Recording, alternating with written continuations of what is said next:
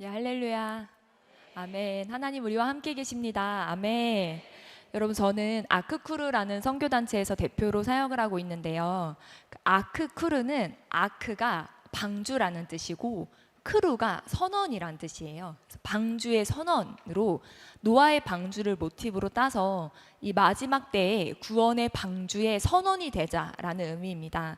그래서 모든 민족을 태우는 구원의 방주로 나아가고 싶어서 저희가 미전도 종족 선교를 타겟으로 하고 있는데요. 저는 원래 장기 선교사가 되고 싶었어요. 그래서 여러분, 튀니지라는 나라 아세요? 아프리카 최남단에 어느 나라 있는지 아세요? 아프리카 최남단에 남아공이 있습니다. 남아프리카 공화국이 있고 아프리카 최북단에 튀니지가 있습니다. 아프리카 제일 위에 있는 나라인데 그 나라는 99% 무슬림, 이슬람 나라예요. 그래서 거기 가려고 준비를 다 했다가 주님이 의외의 새로운 인도하심 가운데 이전에 사역하던 선교단체를 그만두고 이제 지금 신학을 공부하면서 또 저희 남편은 비즈니스를 하면서 이제 그렇게 단기 선교를 위한 준비 기도 모임을 시작한 게 이제 시작이 되어서 지금 아크쿠르라는 선교단체 한 2년 정도 저희가 사역을 하고 있고, 많은 청년들이 모여서 열방을 향해 기도하고 또 단기 선교 나가고 또 장기 선교 헌신자들이 일어나고 이제 그런 몸으로 저희가 사역을 하고 있습니다. 그래서 귀한 자리에 불러주셔서 너무나 감사하고 또 여러분과 너무 귀한 교회 성도님들과 전도에 대해 나눌 수 있어서 너무나 감사합니다. 여러분에게 주님이 주신 은혜가 충만하기를 소망합니다. 아멘. 여러분, 우리가 그리스도인으로서 가장 죄책감을 갖는 주제가 뭔지 아세요? 전도입니다. 우리 안에 제일 죄책감을 줘요. 전도해야 되는 걸 모르는 사람이 있을까요? 전도 왜 해야 돼? 사실 교회 좀 다니면요, 전도를 왜 해야 되는지 모르는 분들은 없어요. 중요하지 않다고 생각하는 분들이 계실까요? 전도 뭐가 중요해? 다른 사역이 더 중요하지. 이렇게 말하실 수 있는 분은 한 분도 없어요. 모두가 해야 되는 걸 알아요. 너무너무 중요한 사역인 걸 알아요. 근데 안 되는 거예요. 이게 몰라서, 중요한 걸 몰라서 안 해도 된다고 생각해서 안 하시는 분들은 없습니다.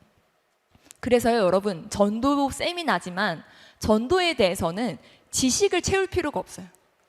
지식을 채우려고 하면요, 그때부터 전도가 더 어려워집니다. 많은 방법론들이 있어요. 이렇게 전도해라, 저렇게 전도해라. 근데 그런 방법론들을 더 익힐수록 더 안 됩니다. 왜냐면 몰라서 안 하는 게 아니거든요. 몰라서 못 하는 게 아니거든요. 몰라서 어려운 게 아니거든요. 그래서요, 이 시간은 우리 안에 그동안 이 전도에 대해 쌓인 오해, 전도에 대해 잘못된 선입견, 생각들, 그런 부분들을 좀 짚어가면서 그런 오해들을 좀 씻어내리는 시간이 되기를 소망합니다. 그리고요, 내 힘으로 하려고 했던, 내 열정, 내 의를 가지고 하려고 했던 그것이 이제 한계가 있다는 걸 인정하고 하나님의 구령의 열정이 우리 가운데 부어지는 시간이 되기를 소망합니다. 아멘. 네, 저희 말씀 함께 읽도록 하겠습니다. 우리 사도행전 16장 9절 10절인데 제가 9절, 여러분이 10절 읽어주시면 감사하겠습니다. 밤에 환상이 바울에게 보이니 마게도냐 사람 하나가 서서 그에게 청하여 이르되 마게도냐로 건너와서 우리를 도우라 하거늘.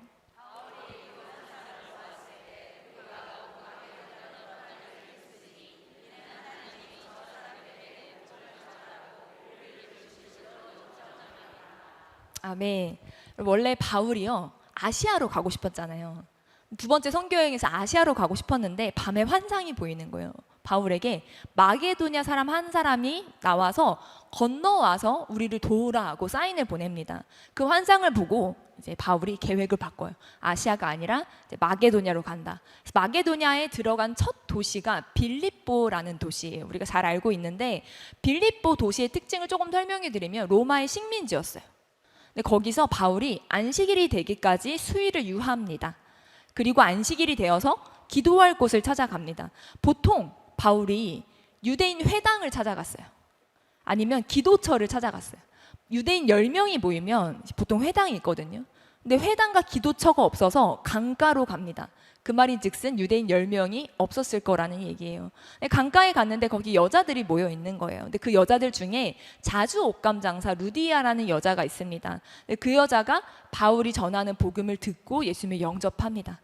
그리고 그 집이 바울을 강권하여 초대하고 집이 세례를 받습니다. 그 집이 이제 교회가 됩니다. 하나님이 마게도냐로 부르셨어요. 환상 가운데 콜링을 주셨어요. 그래서 갔어요. 갔더니 복음을 전하고 반응하는 영혼이 생겨서 교회가 세워졌습니다. 정말 놀랍고 기쁜 일이죠. 저희 말씀한 14절도 함께 읽도록 하겠습니다. 저희 한 목소리로 함께 읽을까요? 시작. 두아디라 시에 있는 자세 곶감 장사로서 하나님을 섬기는 루디아라 하는 한 여자가 말을 듣고 있을 때 주께서 그 마음을 열어 바울의 말을 따르게 하신지라. 아멘. 바울이요 말을 전했어요. 바울이 복음을 전했어요. 루디아가 바울의 복음 전파를 들었습니다. 그리고 마음을 누가 열어요? 마음을 누가 엽니까? 주께서 엽니다. 이게요 저희의 복음 전파에 대한 강력한 오해를 씻어주는 말씀이 되리라 생각합니다. 왜냐하면 우리 안에 복음을 전하기 어려운 이유 중에 하나가 이 사람이 거절하면 어떡하지? 받아들이지 않으면 어떡하지? 내가 어떻게 해야 이 사람 마음의 문을 열 수 있을까? 너무 힘들다라고 생각합니다. 근데 여러분 복음 전도에 있어서 하나님의 역할과 우리 역할을 구분해야 됩니다. 복음을 전하는 건 우리의 역할이에요. 말을 하는 건 우리의 역할입니다. 그러나 그 사람의 마음의 문을 열어서 복음을 받아들일 수 있게 하는 건 하나님의 주권적 역사라는 거예요. 아멘. 복음이 자라나게 하는 분은 하나님이시고 구원하심은 보좌에 앉으신 하나님과 어린이 함께 있습니다. 왜 어렵냐면요 우리가 구원을 시키려고 하거든요. 우리가 이 사람을 어떻게든 영접시키려고 하고 어떻게든 교회 데려오려고 하고 어떻게든 예수님 인격적으로 만나게 하려는 게 내가 되니까 너무 힘든 거예요. 안 돼요. 안 됩니다. 우리가 많은 경우 하나님의 역할을 하려고 해요. 복음은 나누는 것이 우리의 역할, 복음은 나눌 수 있습니다. 그러나 구원은요 우리가 이루지 못합니다. 그 사람의 반응이 어떤 게 있겠죠? 뭐 거절한다든지 받아들인다든지 교회를 따라온다든지 여러 가지 반응들이 있잖아요. 그 반응들은 우리의 책임이 아니라는 거예요. 근데 왜 어렵냐면 이걸 책임져야 된다고 생각하거든요. 내 결과를 책임져야 되는데 내가 교회를 데려와야 되는데 예수님 영접시켜야 되는데 구원을 얻게 해야 되는데 그거를 우리가 하려고 하니까 안 되는 거예요. 여러분 한번 우리 같이 한 목소리로 좀 읽어봤으면 좋겠습니다. 시작. 만약 상대가 전혀 관심을 나타내지 않는다고 하더라도 그것은 당신의 책임도 실패도 아니다. 그 사람과 하나님 사이의 문제일 뿐이다. 결코 당신이 창피를 당했거나 거절당했음을 의미하는 것이 아니라 당신이 힘써 나아가 전도할 정도로 한 사람의 영혼을 깊이 사랑하고 있다는 증거이며 또 당신이 그리스도로 인한 구원의 확신을 가지고 있음을 의미한다 라고 합니다. 이건요 한 유명한 타카키 케이타라는 전도자가 하신 말씀이에요. 그러니까 뭐냐면 그 사람이 거절하고 그 사람이 반대하고 그 사람이 어떻게 하든 당신의 책임이 아니라 그냥 당신은 하나님을 그만큼 사랑한다는 거라고. 거절에도 불구하고 그 사람의 반응이 또 어떠고 당신이 그만큼 열정을 가지고 하나님을 사랑한다는 증거라고. 여러분 우리가요 바울을 보세요. 바울은 복음을 전하라고 부르신 그 부르심을 인정했습니다. 그리고 갔어요. 그리고 말했어요. 그리고 하나님이 루디아의 마음을 여셨어요. 여러분 복음에 반응하고 교회가 세워진 건 하나님이 하신 일이라는 거예요. 우리가 해야 되는 건 어디까지냐면요 나를 복음 전도자로 부르셨나? 부르셨다. 아멘. 그러면 나아갑니다. 가서 복음을 전합니다. 그 사람이 반응 안 하는데요? 그 사람이 아무리 전해도 예수님 믿겠다고 안 하는데요? 여러분 사람이 한 번 예수님을 믿기까지 복음을 몇 번 들어야 하는 줄 아십니까? 이런 것만 전문적으로 통계를 내시는 분들이 계세요. 전도 관련해서. 한 사람이 예수님을 믿기까지 복음을 몇 번 들어야 하게요? 10번? 그렇게나 많이? 20번? 그렇게나 많이? 그리고 어떤 통계는요 100번이라고 합니다. 어떤 통계는 70번이라고 해요. 어떤 통계는 7번이라고 합니다. 차이가 뭐냐면요 복음을 처음부터 끝까지 전체를 다 들었냐 아니면 그냥 예수 믿어요 교회 가요 이런 짧은 겉면이나 이런 것까지 합치냐에 따라서 이게 100번이 되기도 하고 7번이 되기도 합니다. 무슨 말이냐면요 한 번 복음 전해서 예수 믿는 사람은 없다는 거예요. 여러분 우리가 어떻게 예수님 믿게 되는지 한번 생각해 보세요. 모태신앙 분들이 계실 거예요. 모태신앙이더라도 어릴 때부터 교회에서 말씀을 수도 없이 들었지만 생각해 보시면 예수님 인격적으로 만난 순간이 있죠. 그 순간이 보통 3, 4살은 아닐 거잖아요. 보통 청소년기에 들어서면서 내가 내 자의식으로 예수님을 생각하게 되면서 만나게 되는 경우가 많지 않습니까? 여러분, 그 수많은 세월이 쌓인 거예요. 모태신앙이라 하더라도요. 그리고 중간에 예수님 믿으신 분들도요, 그냥 하루아침에 복음 듣고 완전히 뒤집어서 예수님 믿으신 분들은요 거의 없으실 거고, 만약에 그런 분들이 계시다면 복음 전도자의 은사가 있으신 분일 수 있어요. 부르심이 있으신 분일 수 있어요. 정말 전도로 헌신해야 되는 분이실 수 있어요. 근데 그렇지 않으면 사실은 대부분 2번, 3번, 4번, 5번 여러 권명과 설득과 도전과 교회에 와서 앉아있는 시간의 누적 가운데 우리가 지금 만났잖아요. 근데 우리는요, 한 번에 끝내고 싶어요. 한 번에. 여러분 보세요. 제가 99번 복음 전했어요. 이 사람이 교회 안 왔어. 근데 옆에서 다른 사람이 한 번 복음 전했는데 그 사람이 교회 따라갔어. 그럼 그 사람은 누구의 열매일까요? 세상이 보기에는 마지막에 데려온 사람의 열매일 거라고 생각해. 근데 하나님은 중심을 보십니다. 하나님은 모든 것을 아시잖아요. 제가 그 사람에게 99번 복음을 전했지만 거절당해도 포기하지 않고 다시 전하고 다시 전했던 그 시간들을 하나님은 아신다는 거예요. 마게도냐 사람 하나가 와서 환상 가운데 바울을 불렀잖아요. 근데 루디아는요, 여자입니다. 그럼 생각해 보세요. 환상 가운데 하나님이 보여주신 사람이 아니잖아요. 근데 바울이 그러면 왜 이 여자에게 복음을 전했나? 바울은요, 제한하지 않았습니다. 환상 속에서 봤던 남자의 얼굴을 막 흐릿하게 기억하면서 빌립보에서 막 돌아다니면서 그 남자 어딨나? 그 남자 어딨나? 하나님이 예비하신 나를 마게도니아로 부른 남자 어딨나? 이렇게 찾지 않았어요. 하나님은 마게도니아 남자, 이게 남성 단수인데 이 사람을 통해 바울을 부르셨지만 바울은 예비된 사람만 쫓아다니면서 그 예비된 사람만 찾으려고 한 게 아니라 그냥 만남 가운데 자연스럽게 제한하지 않고 모든 사람에게 복음을 전했다는 거예요. 여러분, 여기서 우리가 복음 전파에 대한 오해를 다시 한번 짚어볼 수 있습니다. 우리는요, 예비된 사람에게 복음을 전하고 싶어 합니다. 왜냐하면 그 내면 안에는 실패하고 싶지 않거든요. 거절당하고 싶지 않거든요. 그래서 예비된 영혼이 있다면 그 영혼이 복음에 반응할 거라는 기대를 가지고 예비된 영혼이 누구인가를 찾고 싶어 합니다. 근데 여러분, 누가 예비된 영혼인지 모르고요, 바울도요, 하나님의 사인대로라면 예비된 영혼이 루디아가 아니었어요. 근데 그러나 제한하지 않았잖아요. 저희는 제일 가능성 있는 사람을 타겟팅하려고 합니다. 아, 이 사람은 이제 복음에 반응할 것 같아. 아, 이 사람은 착하니까. 아, 이 사람은 이러니까, 어려운 일을 겪었으니까 복음에 반응할 것 같아 라고 생각합니다. 제가요, 중고등학교 때부터 쭉 전도해온 10년 넘게 전도해온 친구가 있거든요. 그 친구한테는요, 정말 생일 때마다 편지를 써서 그 편지를 5장씩 썼어요. 복음을, 예수님 너를 얼마나 사랑하시는지, 말씀이 어떻게 말하는지를 정말 편지로 매년 거의 뭐 이제 제 이름이 하정 복음을 만들어서 5장씩 막 편지를 써서 매년 주고, 매년 교회 오라고 설득하고, 예배 같이 드리자고 설득하고, 매번 예수 믿자고 설득했는데 그 친구를 10년을 설득했는데 실패했어요. 그 친구랑 지금 연락도 닿지 않습니다. 근데 그 친구가 항상 저한테 다음 주는 교회 갈게, 이번 가을쯤엔 교회 갈게, 내년에 꼭 갈게 이랬거든요. 이러고 10년을 온다 그러고 안 오고 연락이 끊겼어요. 진짜 올 것 같았는데 아직도 보면 이렇게 이 소식을 들으면 아직도 예수님 믿지 않고 있습니다. 제 연락을 안 받아요. 제가 하도 예수님 믿으라고 하니까. 여러분, 예비된 사람에게 복음을 전하고 싶은 마음이 있어요. 왜냐하면 실패하고 싶지 않거든요. 소중한 관계인데, 친한 관계인데 내가 복음을 전해서 관계가 끊어지면 어떡하지? 날 싫어하면 어떡하지? 관계가 불편해지면 어떡하지? 여러분, 전도가 왜 어렵냐면요, 우리 안에 실패에 대한 두려움이 있어요. 성공할 거라면 하고 싶죠. 복음 전해서 영접한다면, 복음 전해서 교회 따라온다면 하고 싶죠, 지금 당장이라도. 근데 거절할 건데, 어차피 거절할 거면 조금 더 무르익을 때까지 기다릴까? 어차피 거절할 거면 조금 더 기다려볼까 하면서 우리가 계속 지연시키긴 합니다. 왜냐면 우리 내면 안에 한 번에 성공하고 싶은 마음이 있어요. 근데 그렇다면 여기서 우리가 짚고 넘어가야 하는 게 있습니다. 뭐냐면 복음 전파의 성공이 뭐냐는 거예요. 여러분, 한번 우리 손을 들면 조금 부끄러울 수 있으니까 오른쪽 눈 깜빡, 왼쪽 눈 깜빡 한번 해볼까요?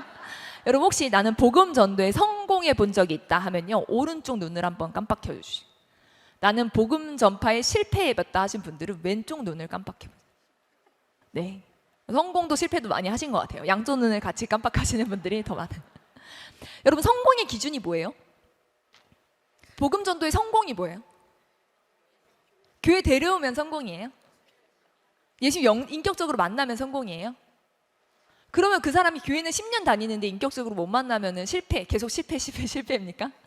그리고 그 사람이 하나님 인격적으로 만나는지 안 만났는지 겉으로 드러나진 않지만 속으로 만났을 수 있잖아요. 실패의 기준, 성공의 기준이 뭐죠? 그러면 교회 잘 다녔다가 예수님 인격적으로 잘 교회 봉사도 열심히 하고 교회 생활 열심히 하고 막 전도도 같이 하다가 어려운 일을 만나서 낙심했어. 교회를 떠났어. 잠시 방황해요. 그럼 다시 실패. 성공 실패 한 사람을 두고 우리가 계속 성공 실패를 왔다 갔다 하는 걸까요? 제가 고등학교 때 전도한 친구가 교회를 한 2년 같이 다녔어요. 매주 교회를 성실하게 왔고 같이 수련회도 다니고 같이 교회 봉사도 했어요.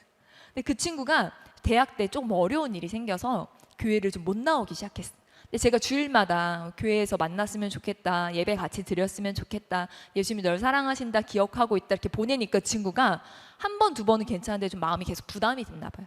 그래서 그 친구 교회를 계속 못 나오는 상황이 되고, 그래서 그 친구가 제 연락을 안 받기 시작했어요. 연락을 안 받고 교회를 한 2년 정도 다녔던 친구인데 교회를 떠난 거예요. 여러분, 성공했다가 실패한 것입니까? 그 친구 교회를 떠나서 연락도 안 됐는데, 그리고 한 3, 4년, 4, 5년이 지났어요. 시간이 지나고 그 친구한테 한 5년 만에 갑자기 연락이 온 거예요. 문자를 이만큼 보냈더라고요. 봤더니 무슨 내용이냐면, 하정아, 내가 예수님을 만났어. 저한테 연락 안 되는 그 시간 동안 다른 통로로 교회에 가게 됐고, 그 안에 수련회를 갔는데 예수님 인격적으로 만난 거예요. 저는 몰랐죠, 그 친구가 이렇게 교회를 멀리서 다니고 있는지. 근데 그 친구가 뭐라고 했냐면, 예수님 인격적으로 만났는데 그 순간 주님이 이렇게 딱 이미지 같은 걸 떠올려 주셨다는, 환상처럼 딱 떠올려 주는데 그게 뭐였냐면, 제가 고등학교 때 처음 복음을 전했던 순간, 그때 학교에서 야자 끝나고 칠판에서 이렇게 적으면서 복음 전했었거든요. 그 순간이 탁 떠오르면서, 아, 나한테 연락을 해야겠다, 너무 미안하고 너무 고맙다는 생각이 들더래요. 그래서 정말 미안하고 너무 고맙다라는 연락이 왔어요. 그 친구랑은 아직도 서로 좋은 동역 관계로 서로를 위해 기도해주고 있어요. 여러분, 실패였다가 성공이었다가 실패였다가 성공으로 바뀐 것입니까? 여러분, 성공이 도대체 뭐냐는 거예요. 복음 전파의 성공. 우리는 반응에 따라 성공 실패를 나눕니다. 그래서 오늘도 실패했다, 오늘도 이 더운 여름날 땀 흘리면서 내가 돌아다녔지만 정말 다 실패했다, 열매가 없다라고 생각하실 수 있는데요, 이건 지극히 세상적인 관점입니다. 세상에서야 영업 따오면 잘했다, 아무리 노력해도 영업 못 따오면 넌 못한다. 여러분, 우리가 세상의 영업 직원이 아니라는 거예요.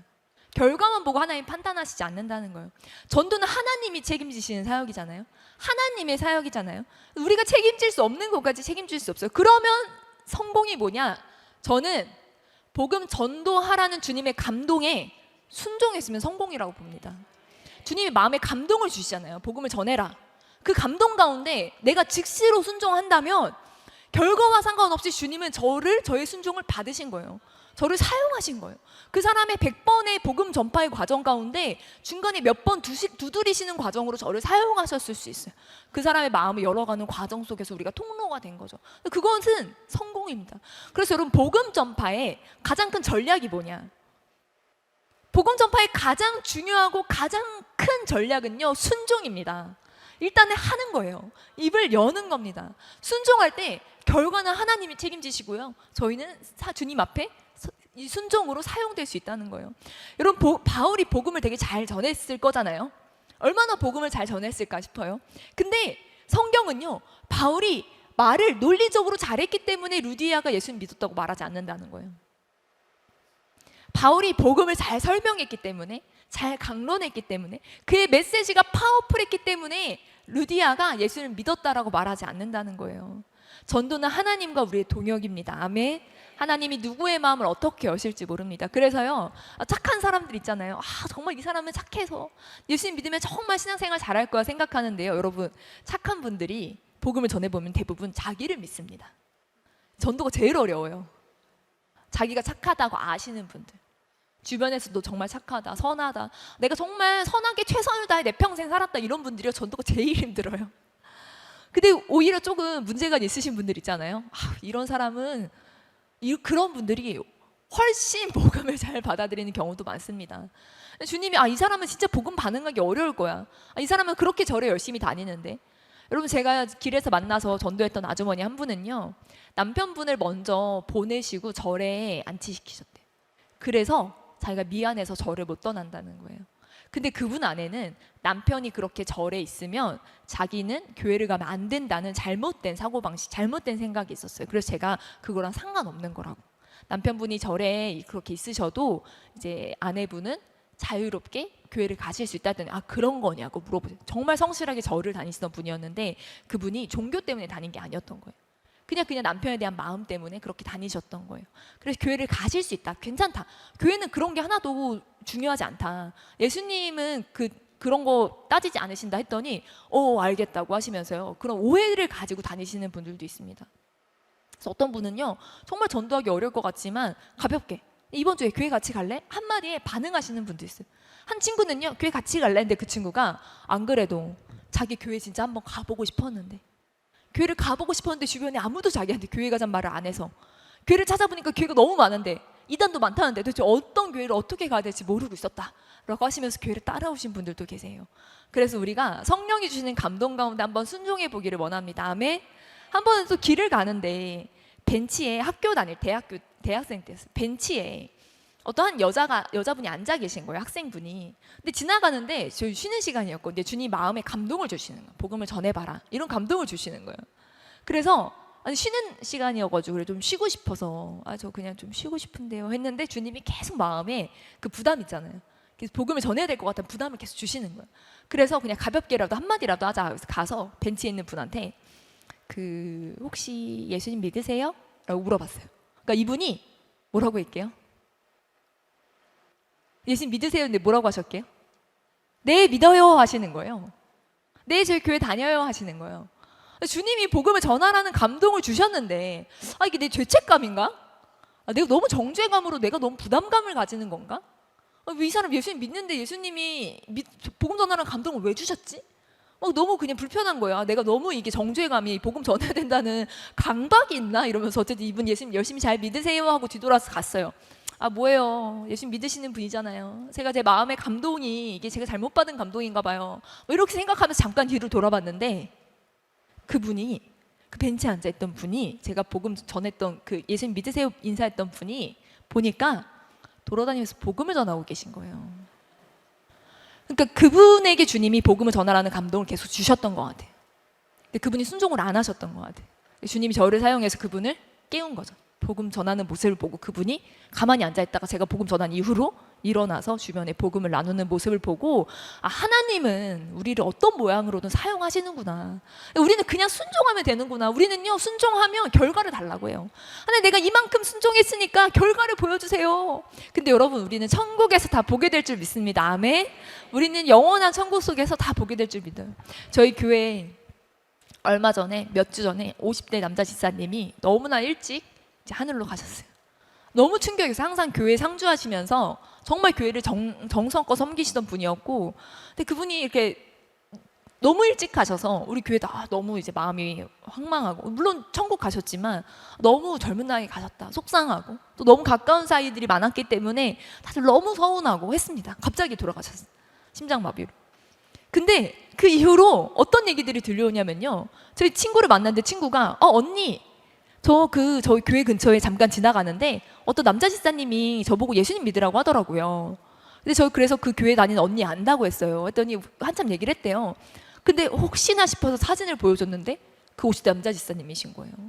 그러니까 그분이 그 더운 여름에도 정말 더운 시간에도 돌아다니면서 항상 전도를 하셨던 거예요. 그분이 전도를 많이 하시는 건 알고 있었거든요. 근데 그 더운 여름에도 그렇게까지 전도하시는 거는 너무 감동이 되는 거예요. 그분이 정말 우리가 언제 하나님 만나게 될지 모르는데 그분이 정말 많은 열매와 씨앗을 뿌리고 가셨구나. 우리가 순종하는 자가 되길 원합니다. 아멘. 그래서요 여러분 전도에 대해 중요한 오해 중에 하나는요 우리가 전도하기 전에 방법을 더 알아야 된다고 생각한다는 거예요. 여러분 아무리 전도에 대해 좋은 생각, 좋은 관점, 좋은 방법 많이 알아도요 사실은 입이 안 열리면 아무 소용없어요. 전도는요 습관입니다. 전도는 실천이에요. 구슬이 서말이어도 꿰어야 보배잖아요. 많은 분들이 전도 너무 어려워요. 관계가 깨질까 봐 무서워요. 나를 어떻게 볼까 무서워요. 어떻게 해야 될지 모르겠어요. 막 전도 어렵다고 하세요. 그럼 제가 얘기를 해보잖아요. 그러면 가장 최근에 해본 전도가 언제세요? 그 케이스를 가지고 얘기를 해보자. 그게 왜 어려웠는지, 그 전도가 왜 힘들었는지 그 케이스로 한번 얘기를 해보자. 가장 최근 전도를 얘기해보라고 하니까 한참을 생각하세요. 없다는 거예요. 기억이 안 난다는 거예요. 그러니까 많은 분들이 사실은 안 해보고 지레 겁먹고 안 해보고 지레 무섭다고 생각합니다.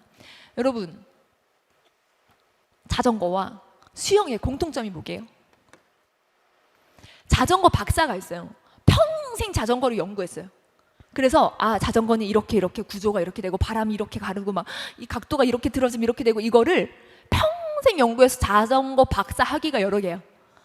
논문도 막 수십 개 썼어. 그 사람 자전거를 한 번도 안 타봤어.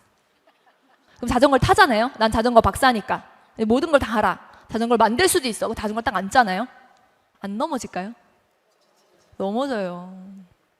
자전거 박사도 자전거 넘어져요. 자전거는요, 넘어지면서 배우는 거예요. 그죠? 넘어지면서 배워요. 여러분, 수영은요? 수영 박사예요. 수영을 다 알아요. 모든 수영에 대해 다 공부했어요. 모든 영상을 다 봤어요. 물에 딱 처음 들어갔어. 수영 박사인데 물에 처음 들어갔어. 물 안 먹을까요?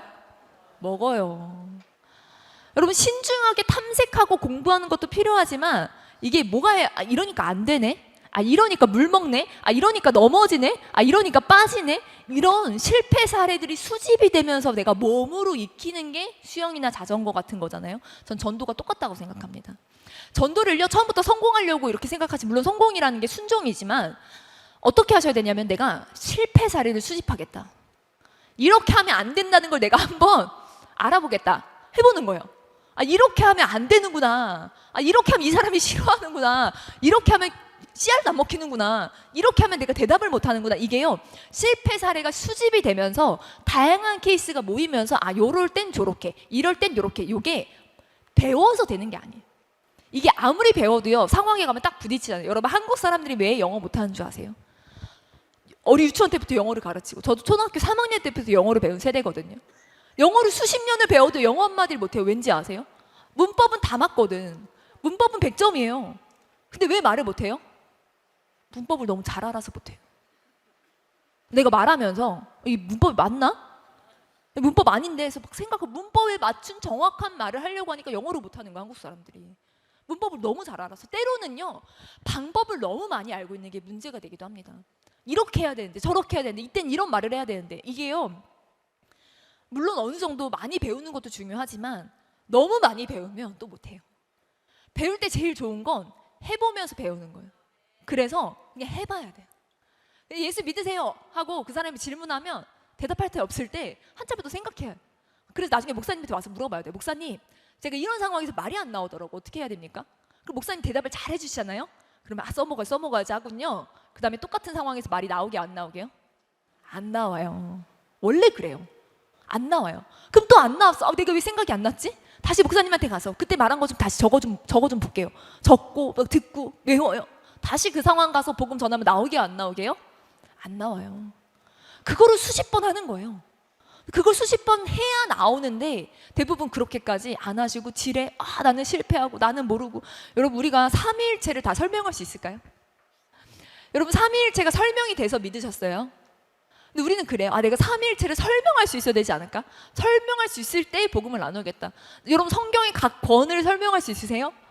설명이 안 되니까 성경을 다 공부하면, 내가 성경에 대한 더 많은 지식을 갖추면, 여러 어떤 인생의 난제에 대해서 성경 속에 내가 해답을 찾으면, 그러면 내가 복음을 더 잘 나눌 수 있겠지라고 하지만요, 그 말은 즉슨 평생 복음 안 전하겠다는 거예요.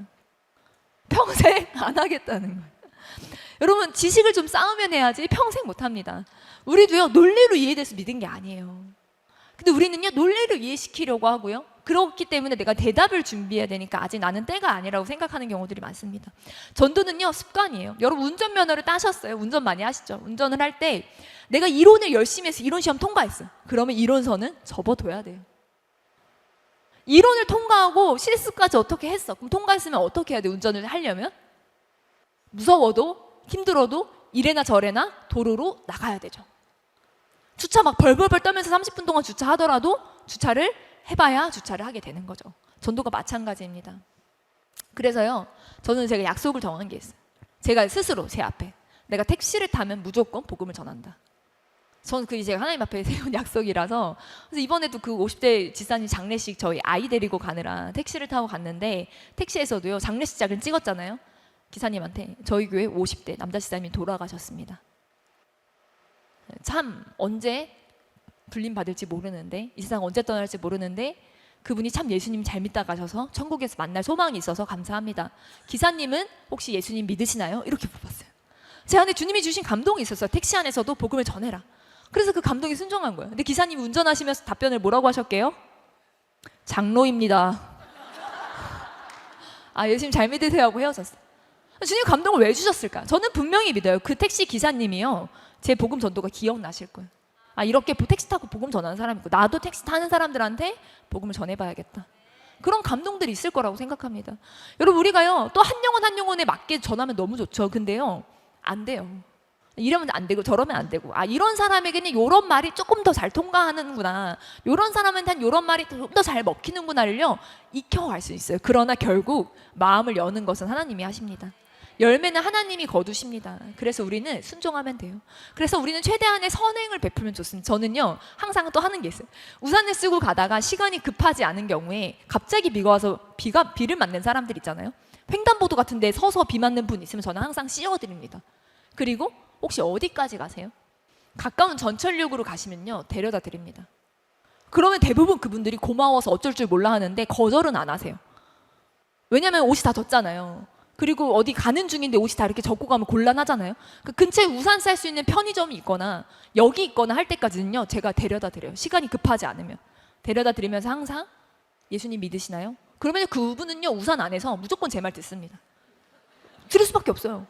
그러면서 그냥, 그리고 그분이요 그런 분들이 대부분의 어떤 그런 선행에 감동하시고 되게 좋게 헤어지는 경우가 많아요. 여러분, 우리가 제일 복음 전하기 어려운 대상이 가족이잖아요. 제일 복음 전하기 어려운 대상이 친구잖아요. 가까운 관계. 근데 가까운 관계에서 도저히 예수 믿으란 말이 안 떨어진다 하시는 분들이 있으면요 어떻게 하시면 좋냐면요 거리 전도를 하시면 좋아요. 아무한테나 막 전도를 하시면 좋아요. 그럼 입술에서 예수 믿으세요? 예수 믿으세요 말이 좀 편안하게 나오기 시작하잖아요. 그러면 가까운 관계에서도 갑자기 쑥 나와요. 이게 가까운 관계에서 잘 안 나오시는 분들은 반드시 그렇게 해보셨으면 좋겠어요. 길거리에서 만나는 사람들, 뭐 그냥 지나가다 부딪히는 사람, 만나는 다양한 사람들에게 예수 믿으시나요? 교회 다니시나요? 예수 믿으세요? 이 말이 자연스러워지면 그러면 이제 툭툭. 저는 그래서 아이가 어릴 때 유모차 끌고 다닐 때 애가 어린이집 안 가면 할 게 없잖아요. 집에만 있기 너무 심심하잖아요. 그래서 어떻게 했냐면 파스에 딱 교회 스티커 딱 붙여가지고 파스랑 이런 거 들고 나갔어요. 그러면 보통 유모차 끌고 아이들 데리고 나가면 어르신들이 관심을 많이 주세요. 아, 이쁘다 그러면요 그 자리에서 그분이랑 대화하는 거예요. 대화하고 복음 전하고. 그리고 저는 복음 전도에 제가 줬을 때 제일 효과 있던 선물이 파스였어요. 파스는 대부분 받아가세요. 아무도 거절을 안 하세요. 다른 분들은 뭐 물티슈 뭐 이런 거는요 이제 많이들 거절하시는 분들이 있는데 파스는 보시고 하나만 더 주세요 이러면서 받아가십니다. 근데 한 번은 길에 이렇게 갔다가 또 가방에 한두 개 항상 넣어 다녀요. 그래서 제가 전철을 타거나 어떤 갔을 때 누구를 만나러 갔을 때 항상 기다리는 일이 생기잖아요. 전철 안에서 기다리잖아요. 의자에 앉아서 기다리기도 하고 밖에 나가서도 지인이 오기까지 5분 10분 기다리는 일들이 흔히 생기잖아요. 그러니까 가방에 항상 전도 물품 몇 개씩 들고 다니는 거예요. 그러면서 나가서 그냥 의자 밖에서 기다리면서 있는 사람한테 이렇게 예수님 믿으시나요? 말 걸면서 이렇게 파스, 이렇게 복음지 붙인 딱 파스를 주면요 그분 남자분은 또 이렇게 있다가 하나만 더 주시겠어요? 그래서 네 하면서 하나 더 드리고 예수님 꼭 믿으셨으면 좋겠어요. 근데 그분도 이렇게 들으시다가 저 장로입니다 하시더라고요. 네. 저희가 복음 전파에 대한 오해 또 한 가지는요 보통 말을 잘해야 된다고 생각해요. 왜냐면 설득을 해야 되거든요. 여러분, 변론, 설득을 했을 때 예수님 믿는 사람은요 진짜 겸손한 사람이에요. 마음이 겸손하신 분들이요 변론하고 말로 설득해서 예수님 믿게 하면요 그분들이 자기와 다른 생각, 자기는 선입견이 있잖아요. 자기 안에 생각이 있잖아요. 근데 다른 생각이 설득이 돼서 예수님 믿는다 하면요 굉장히 성숙한 사람들, 지식적으로 성숙하거나 마음이 겸손하고 내면이 성숙한 분들이요 그런 설득에 반응을 하십니다. 대부분의 사람들은요 변론하는데 전도자가 말을 잘하잖아요. 그래서 말로 막 이겨요. 그러면 뭐라고 생각하는지 아세요? 예수쟁이 말 잘한다 이렇게 생각해요. 근데 또 논쟁에서 지잖아요. 막 말에서 밀리잖아요. 그러면 나보다 못한 놈이 전도한다 이러시면서요 논쟁에 이겨도 져도 유익이 하나도 없어요. 그러니까 말을 잘해서 그 사람이 예수님 믿을 거라고 생각하는 건 어쩌면 오산입니다. 증인이란 자기가 보고 들은 사실을 진술하는 사람입니다. 내가 예수님을 영접하고 내 삶에 일어난 일들이 있잖아요. 내 안에 변화들이 있잖아요. 그걸 말하는 거예요. 예수님 안 믿는 사람한테 내가 예배에서 예배드리고 은혜 받은 거 나누면 싫어하지 않을까? 여러분 싫어할까요? 예수님 안 믿는 옆집 사람이에요. 내가 오늘 예배드리고 교회 가다 엘리베이터 딱 만났어. 제가 예배드리다가 주님이 저한테 이런 감동을 주시고 이런 마음을 주셨어요 라고 나눠보면요, 대부분 뭐 그런 얘기를 나한테 해 라고 하지 않아요. 굉장히 관심 있어하고 좋아하십니다. 가까운 관계에선 더 그래요. 가까운 관계에서 그렇게 더 내가 예수님 만났는데 예수님이 나한테 이런 마음을 주시고 이 말씀이 나한테 이런 감동을 주고 내가 이 말씀 붙잡고 이렇게 얘기하면요, 다들 관심을 가지고 듣습니다. 여러분, 이렇게 스님들이 강론하시는 거 보면요, 유튜브에 불교 신자 아닌 사람들도 들어요. 재밌는 얘기들이 있거든요. 그리고 신기한 얘기들이 있거든요. 그런 걸 다양한 무종교인들이 관심을 가지고 있습니다. 그래서 우리가 꼭 영적인 얘기를, 내가 은혜 받고 내가 감동받고 주님이 나한테 주셨던 어떤 감사한 것들을 꼭 그리스도인에게만 나누지 않아도 괜찮아요. 자연스럽게 그냥 불신자들, 내 주변에 있는 사람들에게 나누면요, 그 사람들이 그냥 흘려듣듯이 듣다가도 나중에 어려움이 오거나 필요할 때 야, 나 좀 위해서 기도해 줄 수 있겠어? 라고 말하시는 분들이 있습니다. 그래서요, 그렇게 나누다 보면 나중에 기도를 요청한다든지 어려운 일을 당할 때 오히려 찾아와서 의논을 하시는 경우들이 있습니다. 그래서요, 설득이나 말을 잘해 설득해야 되는 게 아니에요. 설득될 사람이면 이미 교회 다니고 있을 거예요.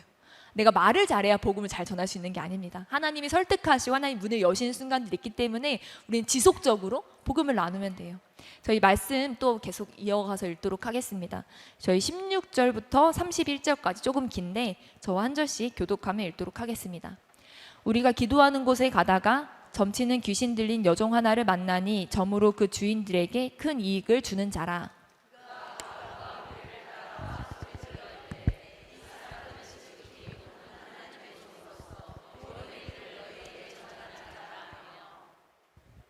이같이 여러 날을 하는지라 바울이 심히 괴로워하며 돌이켜 그 귀신에게 이르되 예수 그리스도의 이름으로 내가 내게 명하노니 그에게서 나오라 하니 귀신이 즉시 나오니라.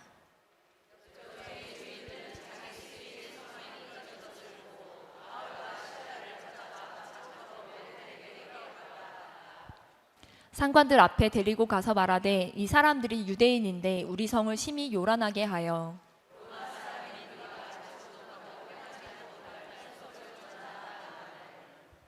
무리가 일제히 일어나 고발하니 상관들이 옷을 찢어 벗기고 매로 치라 하여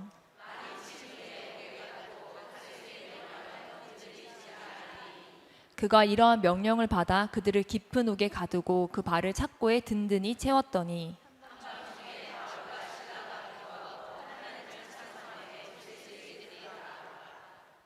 이에 갑자기 큰 지진이 나서 옥터가 움직이고 문이 곧 다 열리며 모든 사람의 매인 것이 다 벗어진지라.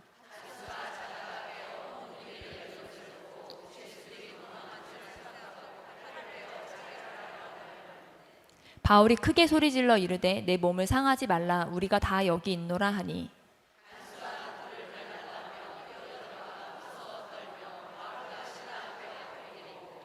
그들을 데리고 나가 이르되 선생들이여 내가 어떻게 하여야 구원을 받으리이까 하거늘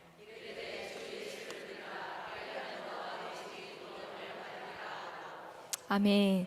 그럼 그렇게 루디아를 통해서 빌립보의 첫 교회가 시작됐어요. 근데 하나님 나라가 진전되면 항상 방해가 있어요.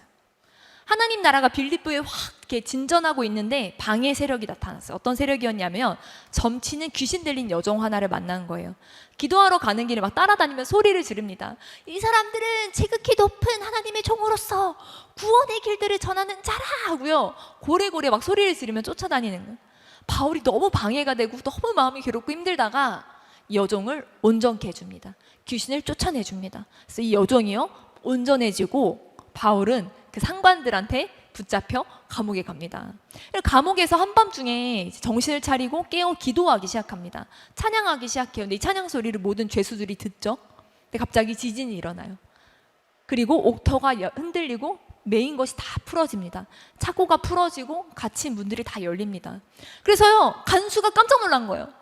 옥문이 열리고 착고가 다 풀어진 모습을 보고 사람들이 다 도망갔구나. 나 간수인데 내가 지키는 역할을 했어야 되는데 나는 이제 죽었구나 하고 자결하려는 순간에 바울이 자 우리 여기 있다 하면서요 네 몸을 상하게 하지 말라 멈춰라 합니다. 그래서 바울이 어떻게 하면 내가 구원을 얻으리까? 주 예수를 믿으라. 그리하면 너와 내 집이 구원을 얻으리라. 정말 유명하고 정말 흥미진진하고 정말 재미있는, 이렇게만 진짜 살아갈 수 있으면 정말 복음 전하는 삶 살고 싶다 싶을 정도로요, 정말 놀라운 스토리입니다. 근데 여러분, 죄수들이 왜 감옥 문이 열렸는데 도망을 안 갔을까요? 우리가 흔히 우리가 생각하기로는 찬양하는 것을 죄수들이 들었습니다. 죄수들이요, 도망을 안 가고 바울에게 몰려들어요. 여러분, 이 옥터가 흔들린, 지진이 난 이 사건이 우연이 아니라고 생각을 했던 것 같아요. 그래서 바울에게 다 모여있는 상태였던 거죠. 여러분, 우리가 복음을 전하면서 우리가 흔히 하는 오해, 잘못된 생각 중에 하나는요, 또 이런 내 상황이 이런데, 내 꼴이 이런데, 나 잘난 거 하나 없는데, 이런 내가 연약하고 부족한데 복음을 오히려 가리우는 거 아닐까? 잘난 사람들이 복음 전하면 얼마나 좋을까? 성공한 사람들이 복음 전하면 좋을 텐데, 나는 보잘것 없는데 이런 내가 복음 전하면 오히려 복음을 가리운다. 그래서 나는 복음 전하면 안 된다. 이런 생각이요, 우리 중에 은연히 있어요. 여러분, 그게 맞을까요? 많은 성도님들이 복음을 안 전하는 이유를 설문조사를 했는데, 첫 번째가 신앙인으로 모범적인 삶을 살지 못해서예요. 그러니까 내가 신앙인으로 똑바로 살고 예수 똑바로 믿고 교회 열심히 다니고, 그리고 내가 그러면서 세상에서도 성공하고 내가 또 돈도 있고 이러면 내가 복음 전할 때 예수 믿으면 복 받아 하면 사람들이 따라올 거라고 생각을 하거든요. 근데 내가 그렇지 않으니까 이게, 그래서 우리가 이렇게 기도합니다. 하나님 저 돈 주시면 제가 복음 전할게요. 하나님 저 이거 성공하게 해주시면, 저 이거 잘 되게 해주시면, 그러면 하나님이 해주셨다고 하면서 영광 돌릴게요. 하나님, 그러니까 저 성공하게 해주세요. 저 잘 되게 해주세요. 저 명예롭게 해주세요. 그러면 제가 복음의 통로가 되겠습니다. 하나님이 함께 하시면 이렇게 된다라고 제가 증거하겠습니다. 이게요, 전도에 대한 대단한 착각 중 하나예요. 왜냐하면 물론 하나님 우리에게 복 주시고 은혜를 주시면 그걸로 복음을 잘 전할 수 있죠. 근데 그래야만 우리가 복음을 전할 수 있다. 그래야만 당당하게 복음 증거를 할 수 있다. 그거는 착각이라는 거예요. 왜냐하면 여러분, 바울이 어디 있었죠? 감옥에 있었어요. 죄수들은 왜 도망을 안 갔습니까? 돈으로 매수했습니까? 바울의 명성이 뛰어났습니까? 바울이 대단한 권력이 있었습니까? 여러분, 어떻게 하여 구원을 얻겠습니까? 라는 질문을 어떻게 받게 됩니까? 여러분, 죄수들의 소망은요, 감옥 벗어나는 거예요. 죄수들의 소망은요, 탈옥입니다. 감옥 나가는 거예요. 빌립보가요, 로마의 도시였잖아요. 황제를 숭배하는 도시였어요. 그래서 로마의 황제 숭배 도시 가운데, 빌립보 가운데 감옥 온 사람들은 어떤 사람들이겠습니까? 뭐 예를 들면 강도, 살인같이 흉악범, 개개인의 일탈, 그런 사람들이 왔겠죠. 1차적으로. 2차적으로는 로마법에 어긋나는 행동들, 로마 권력에 반하는 행동들, 그러니까 죄의 경중과 상관없이 다양한 사람들이 있는데, 이 사람들은 죄가 가볍든 무겁든 짧게 있든 길게 있든 정말 감옥 나가는 게 소원이에요. 근데 그 사람들이 일탈하던 사람들, 죄진 사람들, 법에 또 권력에 벗어난 사람들, 비주류의 어떤 그런 사람들이 모여있는 곳이 감옥이잖아요.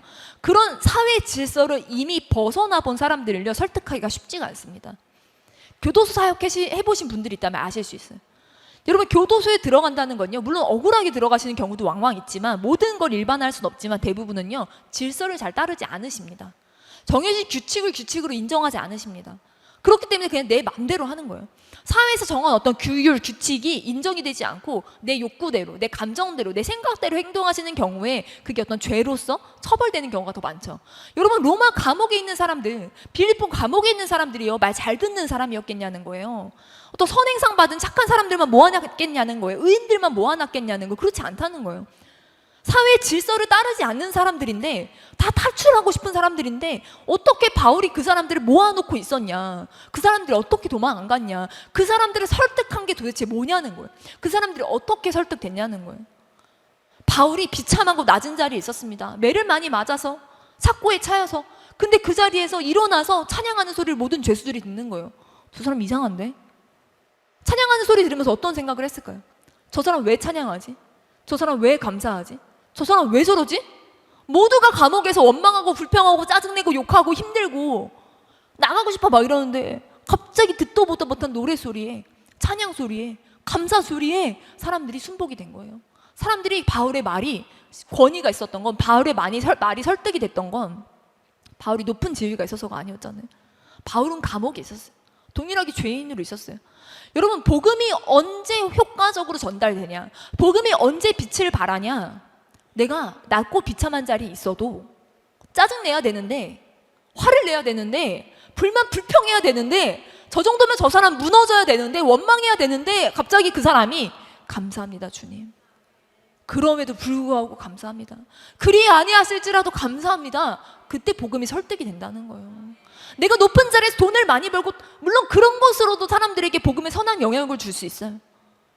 그러나 여러분, 학생도요, 공부 잘하는 학생이 교회 다녀 예수님 믿어 하면요, 다른 학생들이 저 친구처럼 교회 다니면 공부 잘하겠지 이렇게 생각할 것 같지 않아요. 그렇게 생각 안 합니다. 어떻게 하냐면요, 내가 쟤 이겨야지 하고 주일날 학원 가요. 여러분, 우리가 돈이 많은 것으로 예수님이 복 주셨어 그래서 예수님 믿어 하면요, 복을 바라고 기복신앙으로 오면 예수님이 인격적으로 만나는데 오래 걸릴 뿐더러 그렇게 반응하지 않는다는 거. 오히려 내가 비참할지라도, 내가 뭐 가진 게 없어도, 내가 뭐 세상에 자랑할 만한 거 하나 없어도, 내가 뭐 떵떵거릴 만한 거 없어도, 그래도 나는 감사한다, 그래도 하나님 나와 함께 하신다, 그래도 나는 불만 불평하지 않는다, 할렐루야 찬양할 때 사람들이 설득이 된다는 거예요. 우리나라 개신교 비율이요, 이제 5분의 1입니다. 한 20%. 5명 중에 1명이라고 친다면요, 대략적으로 얘기하면 2위는 불교예요. 3위는 천주교예요. 근데 가장 비율이 높은 건 뭐냐면 무종교인입니다. 그러니까 종교가 없는 거예요. 특별히 젊은 세대 가운데 무종교인이 더 많습니다. 근데 무종교인이 점점 늘어나는데 이유가 첫 번째가 일단 무관심, 관심조차가 없다는 거예요. 물질주의, 개인주의, 세속적 가치관 속에서요, 종교에 대한 관심 자체가 없어요. 두 번째는 불신과 실망입니다. 저는 지금 농촌 전도를 많이 다녔거든요. 농촌 전도를 다니면서요, 그 집집마다 방문해서 어르신들 만나면요, 예수님 믿으세요 하면요, 무슨 얘기 하시냐면, 그 집사한테 내가 시달려가지고 교회 안 간다.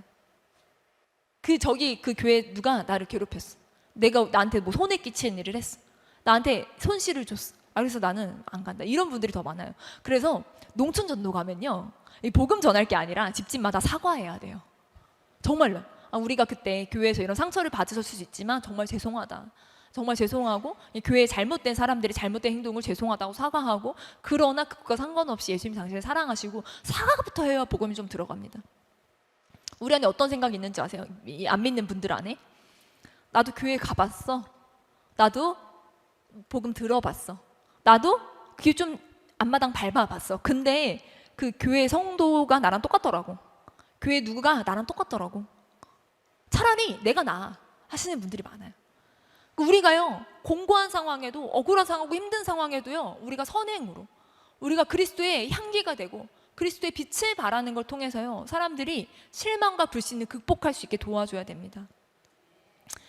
여러분, 나리샘에 상관들이 부하를 보내어 죄수들을 놓으라 했어요. 그 간수가 이제 평안히 가라 인사합니다. 이제 가라 했는데, 이렇게 깊은 옥에 넣었으면서 왜 다음날 바로 나가라고 할까요? 그러니까 정식 재판을 통해 들어온 게 아니에요. 정식 재판을 통해 감옥에 들어간 게 아니라 겁을 주기 위해 넣은 것 같아요. 때리고 하루 감옥에 넣은 거죠. 근데 이제 막 지진 나고 막 메인 거 풀어지고 난리가 났는데 죄수들이 하나도 도망 안 가고 바울이 막 영향력이, 그 모습을 보고 범상치 않다고 여겨서 이제 내보내려고 했던 것 같아요. 이제 수습하려고 했던 것 같아요. 근데 바울이 뭐라고 말하냐면, 로마 시민인 우리를 죄도 묻지 않고 그냥 나가라 하냐? 못 나간다라고 합니다. 와서 날 데리고 나가라고 합니다. 근데 깜짝 놀란 상관들이 와서 제발 떠나주세요 하니까 루디아 집에 들렸다가 인사하고 데살로니가로 넘어갑니다. 그러니까 너무 재밌는데요, 이 16장 전체를 읽다 보면요, 되게 이해할 수 없는 행동이 나와요. 어떤 행동이냐면, 사서 고생하는 거예요. 바울이 사서 고생하는 거예요. 귀신 들린 여종을 한마디로 쫓아냈잖아요. 예수 그리스도를 명하노니 나오라 한마디로 쫓아냈는데 왜 몇 날 며칠을 괴로워하면서 쫓겨다닐까? 바로 온전케 해주면 되잖아요. 바로 귀신 쫓아낼 수 있잖아요. 근데 그거 안 하고 몇 날 며칠 동안 막 괴로워합니다. 두 번째는요, 로마인이라는 걸 밝힐 거면 매 맞기 전에 나를 때리려고 할 때 나 로마인이요 이러면 안 맞거든요. 감옥도 그렇게 안 들어가요. 고생을 안 해요. 근데 안 밝힐 거면 얘기를 하지 말든지. 다 맞아서 감옥에서 하루 고생해놓고 나와서 나가라니까 나 로마인인데 왜 이때 얘기하냐는 거예요. 저는 굉장히 바울이 사서 고생한다는 생각이 들었어요. 피할 수 있는데, 귀신 들린 여종 온전케 해줘서 정말 고생 안 할 수 있는데, 로마인인 거 미리 밝혀서 매 안 맞을 수 있는데, 어차피 다른 동네로 가면 또 고생하잖아요. 사도 바울이 고생하고 고생하고 계속 고생하는데 여기서 고생 피할 수 있는데 왜 이렇게 하냐. 여러분, 귀신 들린 여종을 쫓아내기를 보류하고 몇 날 며칠 동안 그냥 계속 이렇게 밀쳐내듯이 다니잖아요. 그 이유가 무엇이었을까요? 그럼 생각해 보면 돼요. 그럼 그동안 바울이 뭐 했지? 바울이 뭐 하느라 귀신 들린 여종을 계속 밀쳤을까요? 계속 왜 온전케 해주지 않고 괴로워만 했을까요? 여러분, 16장 마지막에 보면요, 감옥에서 나와 루디아의 집에 가서 형제들을 만나보고 위로하고 간다고 합니다. 교회를 세운 거예요. 그리고 복음을 전했지만 그 사람들 안에 복음이 그냥 가벼운 복음을 넘어 정말 깊이 있게 그들에게 복음이 설명되고 복음의 제자도로 이게 이어지기까지, 가르침이 충분히 있기까지 필요한 최소의 시간들이 있을 거예요. 바울이 그거에 집중했을 것 같아요. 그리고 나중에 빌립보서 편지를 보내거든요. 그게 세워진, 여기서 사도행전 16장에 세워진 빌립보 교회를 향한 편지입니다. 그러니까 여러 날 동안 복음 전하고 교회를 세워간 거예요. 근데 빌립보의 당시의 영적인 상태가 어땠냐? 빌립보 도시의 특징이 어땠냐? 점쟁이들이 돈을 많이 벌었습니다. 이 귀신 들린 여종 하나에게 여러 주인이 있었어요. 그리고 여러 주인이 수익을 꿈꾸었어요. 얘를 통해서 사람들이 점쟁이를 많이 찾는다는 건 도시 전체 분위기가 그렇다는 거예요. 도시 전체에 사람들이 운명을 불안해하고 그것을 미리 알고 벗어나기 위해 점쟁이를 많이 찾았습니다. 당시 별들을 연구하고 또 별들의 신들이 있다고 생각하고 그 신들이 어떤 사람들의 존재나 숙명이나 이런 거를 점친다고, 운명을 좌우지우지한다고 생각해서요, 신들을 기쁘게 하는 그런 점성술, 그런 것들이요, 그 빌립보 도시에 팽만했습니다. 그러니까 점쟁이가 돈을 많이 버는 거예요. 그리고 주인들은 미래의 수익까지 꿈꿀 정도로 이 여인에게 투자를 했고 이 여인에게 돈을 받아내기 위해서 계획을 세우고 있는 상태에서 이 여종 하나를 온전케 해주는 건, 바울이 헬라를 잘 알았잖아요. 헬라 문화를 잘 알았잖아요. 이 여종을 하나 온전케 해주는 건 이 여종 하나를 넘어서서 이 어떤 문화권, 이 문명과의 충돌, 이 여인을 둘러싼 주인들과의 충돌이 있을 걸 예상을 했을 거라는 거예요. 그리고 이 충돌이 있으면 빌립보 교회에, 자기가 빌립보 도시에 오래 못 있을 거라는 걸 직감을 했겠죠. 그랬기 때문에 여인을 밀치면서 교회를 세우기 위해서, 든든하게 세우기 위해서 애썼던 시간들이 있었던 것 같아요. 그 시간을 확보했던 것 같아요. 그리고 너무 괴로움 끝에 이 여인을 온전케 해줍니다. 아니나 다를까 난리가 나죠. 자기들을 데리고 감옥으로 넣는데 이 주인들이, 그러면 감옥 여종 온전케 해준 다음에, 교회를 좀 세웠으면 여종 온전케 해준 다음에 그 다음에 잡아가려고 할 때 나 로마 시민이요 하면 되잖아요. 근데 로마 시민인 건 왜 나중에 밝히냐는 거예요. 안 밝힐 거면 밝히지 말지. 밝힐 거면 진짜 밝히지. 왜 매를 다 맞고 나중에 밝히냐. 여러분이 빌립보 도시의 특징을 조금 설명해 드리면요, 에게해랑 가까워요. 그러니까 해상 교역이 활발합니다. 육로도 교통이 활발해요. 그래서 토지가 비옥하고 금강도 있고 경제적으로 매우 풍요로운 도시였습니다. 로마 군인들이요, 제대하고 빌립보에 많이 살았어요. 그래서 빌립보를 로마 특별 식민지로 만들어서 로마, 이탈리아 로마에 있는 사람들과 동일한 특권을 부여했어요. 그러니까 빌립보 사람들은 자랑스러운 거, 아, 우리가 로마의 특별 식민지다, 우리가 로마 시민이 되었다. 이게 굉장히 그들의 자랑이었습니다. 로마법을 준수하는 거, 로마의 관습을 따르는 거를 굉장히 즐겨 했습니다. 그래서 로마 시민의 자부심을 갖고 있었어요. 나중에 이 점친 여종 있잖아요. 이 여종을 감옥에 넣을 때, 여종을 쫓아낸 걸로 바울을 감옥에 넣을 때 뭐라고 말하냐면요, 우리 귀신 들린 여종을, 점친 여종을 귀신을 쫓아내가지고 그래서 우리 돈을 잃었어요. 우리 앞으로 돈을 못 벌어요. 우리가 투자한 게 있는데 우리의 수익을 거두지 못하게 됐어요. 이 사람 때문이에요. 이렇게 말하면 씨알도 안 먹힐 걸 알았던 것 같아요.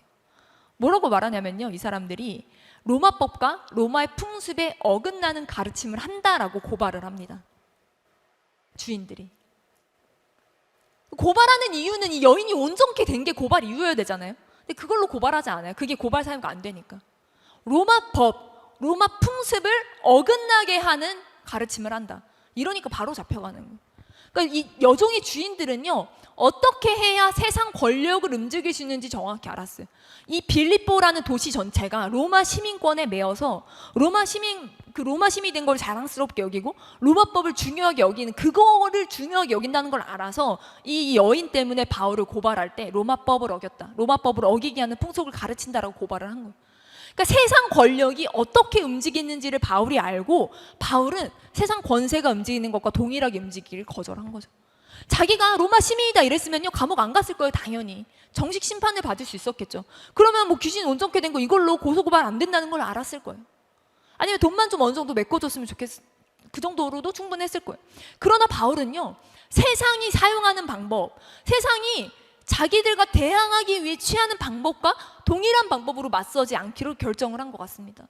그래서 귀신을 쫓아내자마자 로마인임을 밝히고 동네를 떠나는 조금 더 쉬운 방법이 있을 수 있었겠지만, 내가 손해를 보더라도, 내가 힘들더라도, 내가 어렵더라도 세상의 방법과는 다르게 간다라고 결정을 했던 것 같습니다.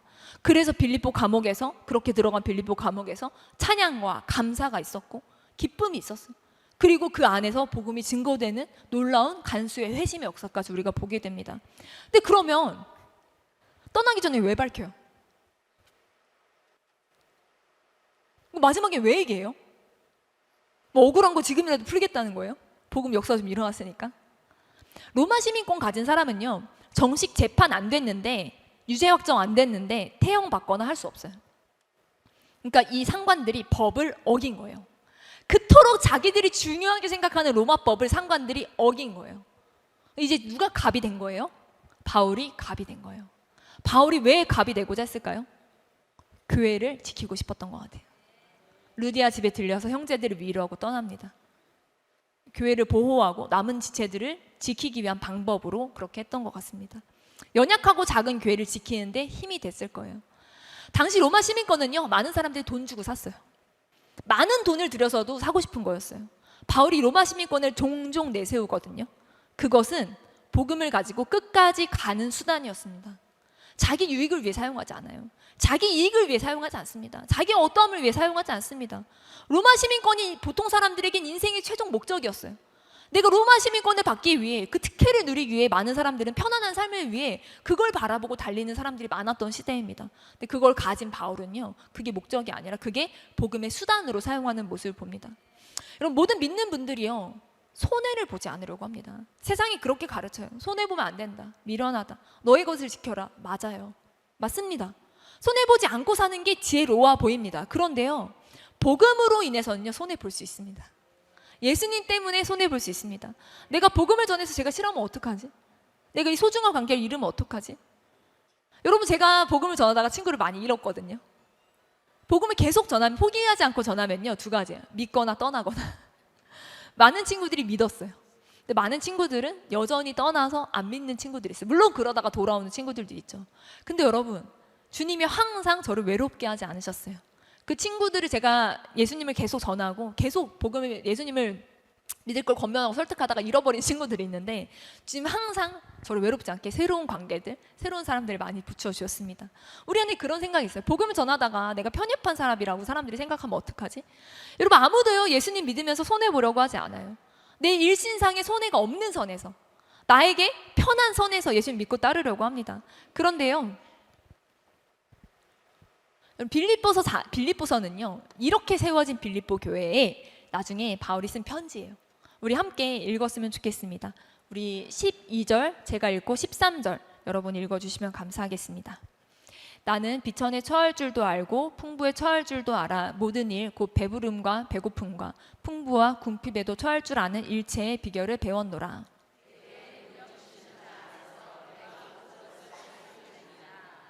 아멘. 여러분, 저희가 이 말씀을 정말 좋아합니다. 내게 능력 주시는 자 안에서 내가 모든 것을 할 수 있다. 이 말씀을 저도 막 맨날 책상에 붙여놓고 막 힘들 때마다 내게 능력 주시는 자 안에서 막 암송했습니다. 근데 여러분, 성경은 항상 맥락을 읽어야 돼요. 그럼 내게 능력 주시는 자 안에서 모든 것을 할 수 있다. 위에는 어떤 말씀이 있냐? 뭐냐면요, 내가 예수님 때문에 비천에 처할 수 있다는 거예요. 내가 예수님 때문에 풍부에 처할 수도 있다는 거예요. 내가 배부를 수도 있다는 거예요. 나도 배부를 수 있는 사람. 근데 나는 배고플 수도 있어. 나는 풍부에 처할 수도 있고 궁핍에 처할 수 있어요. 그 모든 것이 가능한 일체의 비결을 배웠다라고요. 바울이 자기가 세운, 이렇게 자기가 맞아가며 자기가 수고해가며 괴로워하며 세운 교회에 보내는 편지라는 거예요. 여러분, 우리가 예수님 때문에 풍부해질 수 있습니다. 예수님 때문에 배부를 수 있습니다. 모두가 얘기해요. 예수님, 저 배부르게 해주세요. 예수님, 저 풍성하게 해주세요. 예수님, 저 풍부에 처할 줄 아는 사람입니다 라고 얘기합니다. 많은 사람들이 그걸 하고 싶어요. 근데 우리가 아무도 예수님, 제가 예수님 때문에 비천에 처할 수 있습니다. 예수님 때문에 제가 배고파도 괜찮습니다. 예수님 때문에 제가 궁핍에 처해도 괜찮습니다 라고 말한 사람들은 없습니다. 근데 여러분, 우리가 정말 예수님 때문에 모든 것을 할 수 있었으면 좋겠습니다. 아멘. 우리가 복음 때문에 비천할 수도 있습니다. 복음 때문에 우리가 배고플 수도 있습니다. 우리가 복음 때문에 어려울 수도 있습니다. 그것이 가능한 사람이었으면 좋겠습니다. 우리는 굉장히 많은 경우에 필터를 설정해 놓아요. 하나님이 우리에게 주시는 것에 필터를 걸어 놓습니다. 우리는 모든 은혜를 다 받고 싶지만, 하나님 모든 것을 다 주세요, 저 정말 은혜 주세요, 복 주세요 하지만, 근데 하나님 주시는 것에 필터가 걸려. 헌신하는 거, 십자가 지는 거, 고생하는 건 다 필터 쳐놓고 받지 않습니다. 그리고 하나님께 드리는 것도 한도를 걸어 놓습니다. 무한한 은혜를 받았지만 한도 있는 헌신과 사랑을 드리고자 합니다. 물론 우리 인생에 언제 모든 순간에 어떻게 우리가 100%를 드릴 수는 있겠어요. 그렇지만 100%를 드리려고 하지만 안 되는 거랑, 처음부터 30%까지만, 처음부터 20%까지만, 10%까지만 한도를 쳐놓는 것과는 완전히 다릅니다. 우리가 예수님 때문에 배고플 수 있는 사람, 예수님 때문에 비천에 처할 수 있는 사람, 복음 때문에 거절당할 수 있는 사람이 기꺼이 되길 소망합니다. 아멘. 여러분, 사도 바울의 모든 관심은요, 어떻게 하면 복음이 증거될 것인가에 있었어요. 복음을 위해 나의 불편함을 감수할 수 있는 사람이었습니다. 여러분, 혹시 주식하시는 분들이 교회도 꽤 계시더라고요. 주식하시는 분들은요, 모든 뉴스가 뭐로 들리는 줄 아십니까? 저 주식을 안 해서 모르는데 얘기해 주더라고요. 주식하면 모든 뉴스가 주식으로 들립니다. 저 뉴스를 딱 들으면, 그럼 주식이 어떻게 되지? 또 어떤 뉴스를 들으면, 그럼 저 주식에 투자해야 되나? 저 딱 뉴스를 들으면, 이건 또 하락하겠는데? 그러니까 모든 게요, 주식으로 필터링이 됩니다. 그래서 하루 종일 이거 도표 쳐다보면서요, 아침 밤으로 계속 이걸 연구하고 있습니다. 여러분, 혹시 머리를 하러 미용실을 가는 길에 어떤 머리를 할지 못 정했어요. 이번엔 좀 머리를 새롭게 하고 싶다. 미용실을 가는 길에 뭐만 보이십니까? 사람들 머리만 보여요. 그런 경험 해보셨어요? 가방을 사야겠다. 백화점을 가는 길이야. 가방을 하나 사야겠다. 작정하고 가. 그럼 뭐만 보이는지 아세요? 안 보이던 가방이 보이기 시작해요. 사람들이 이런 가방을 이렇게 매는구나. 신발을 사러 간다. 뭐만 보이는지 아십니까? 신발만 보여요. 저 사람 저런 신발 신네. 여러분, 저도요, 뭘 해야지 하면 그게 보이기 시작합니다. 여러분, 우리의 마음이 어디에 있습니까? 우리의 중심이 어디에 있습니까? 우리 예수님에게 중심이 있고, 우리가 전도가 우리 삶의 중심이 된다면요, 만나는 사람마다 그 사람이 나한테 도움이 될까 어떨까 이게 아니라, 만나는 사람마다 1차적 관심은 저 사람 예수님 믿나? 저 사람 예수님 아나? 교회 다니나? 그게 1차적 관심이 돼요. 그래서 물어보게 됩니다. 그리고 뉴스에서 어떤 사람이 일찍 죽었다, 뭐 한다 할 때마다 찾아봐요. 그 사람 예수님 믿는 사람이었나? 종교가 뭐였나 찾아봅니다. 여러분, 우리가 복음에 관심이 있어야 될 줄 믿습니다. 아멘. 그래서요, 복음을 위해 기꺼이 불편함을 감수하는 삶이 가장 영광스러운 삶입니다. 어떤 분은요, 제가 그런 얘기를 들었어요. 요즘은 쿠팡으로 버튼 하나 누르면 배달이 다 되잖아요. 그리고 다음날 새벽에 도착해 있잖아요. 음식물, 요즘 수박 같은 거 무거워서 들고 다니기 힘든데 그거 막 끙끙거리면서 들고 왔어야 되는, 땀 흘리면서 여름에 차가 없으면. 근데 요즘은 그냥 쿠팡에서 수박 누르면 당도, 브릭스 확인 다 돼가지고 몇 킬로인지 딱 돼가지고 집 앞에 딱 이렇게 포장돼가지고 오잖아요. 굉장히 편리합니다. 그렇게 사면 되는데, 한 아주머니께서 자꾸 시장에 가시는 거예요. 전통시장에. 그래서 제가 물어봤어요. 아니, 배달을 시키세요. 이렇게 하면 편해요. 아시잖아요. 젊으신 분인데 아시잖아요. 배달을 시키는데 그분이 자기도 안다는 거예요. 배달 어플 쓰면 편한 거 안다는 거예요. 자기는 일부러 시장 간다는 거예요. 그리고 일부러 ATM기에서 현금 뽑아 간다는 거예요. 왜냐하면 그렇게 해서 사람들이랑 접촉을 하려고, 만나서 관계를 쌓고 한두 마디 단골이 되고 인사를 나누면서 복음을 전하려고, 자기도 불편한 거, 자기도 여름에 땀 뻘뻘 흘리면서 힘들다는 거예요. 막 박스 들고 오고. 근데 너무나 편리한 이마트, 여러 마트들, 여러 그런 게 있지만 자기는 일부러 사람들과 접촉을 만들기 위해, 복음을 전하기 위해 현금을 ATM기를 또 힘들게 가서 뽑아서 가서 시장 보고 힘들게 들고 온다는 거예요. 이렇게 하시는 분도 계시구나. 너무 신선한 충격이. 복음을 위해 이렇게까지 수고하시는 분이 계시는 거예요. 여러분, 그리스도인이 세상과 다른 것이 무엇입니까? 세상 모든 사람들은요, 갑이 되려고 해요. 다들 편하게 하려고 해요. 쉽게 가려고 합니다. 그게 지혜라고 말합니다. 맞아요.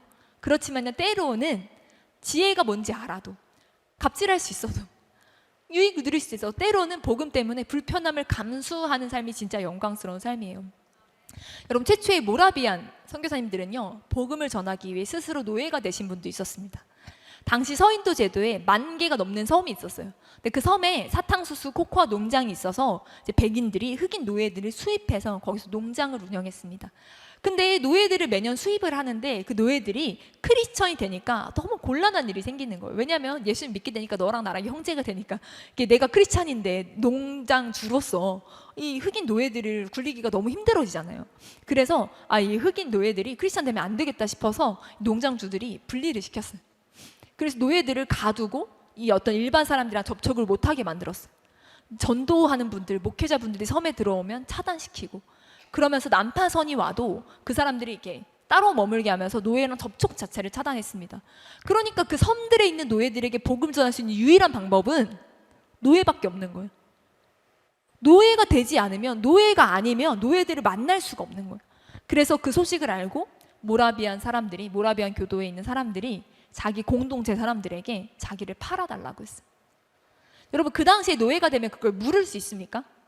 노예가 된 다음에 내가 원래 자유인이었는데 내가 일부러 잠시 이유가 있어 나를 판 거야. 그러니까 나를 다시 저거 해줄래? 이게 수습이 안 돼.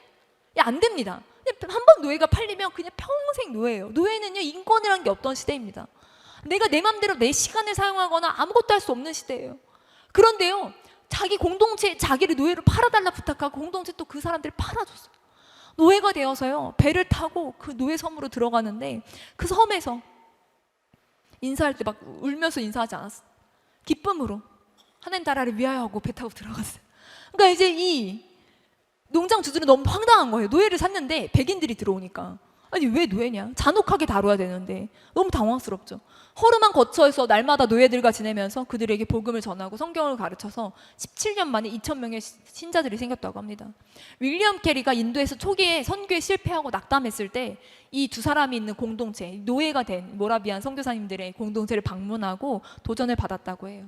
이 시대에도 하나님은 여전히 복음 위에 기꺼이 낮은 자리로, 섬기는 자리로 갈 사람들을 찾으십니다. 아멘.